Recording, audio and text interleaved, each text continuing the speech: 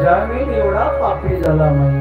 ब्राह्मण कुळाचा नाश करून मोठा टाकू बनला होता. अजामिन विषागमन केलं आणि संतान पैदा करून संसार करू लागला. पण माता अयोध्यावरून 25 संत चालले होते मथुरेला गोकुळला. आणि त्यावेळेस माता अजामिनच्या घरी गेले. त्याला सांगितलं अजामिनला, बस या मुलाचं नाव नारायण ठेव. त्याने मुलाचं नाव नारायण ठेवलं आणि मरता वेळेस त्याने पुकारलं. मुलाला काय नाव पुकारलं? नारायण नारायण नारायण. मुलाचं नाव पुकारलं. जो समाप्त झाली अजामिनची मोक्ष मिळाली. एवढी ताकद आहे नारायण शब्दामध्ये.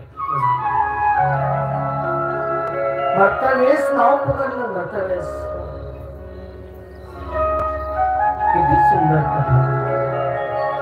एवढं पाप्यांचा उद्धार केला. मरता वेळेस नावाला पाहिजे. तुम्ही काय केलंय आयुष्यभर याला महत्व नाही.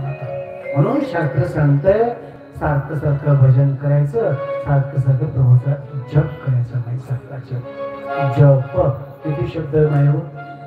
जप किती शब्द? 2.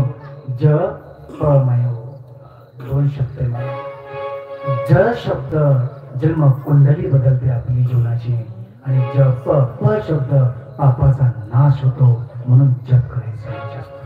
जास्त होता तेवढा जास्त जप करायचा. आपण जप करतो की तुला कुठे गेलतो? तिकडे गेलतो. मी काल कधी आलो? तुम्ही आला होता? बरं. आज काय केलं? काय नाही केलं? गाडी गेलो. बरं.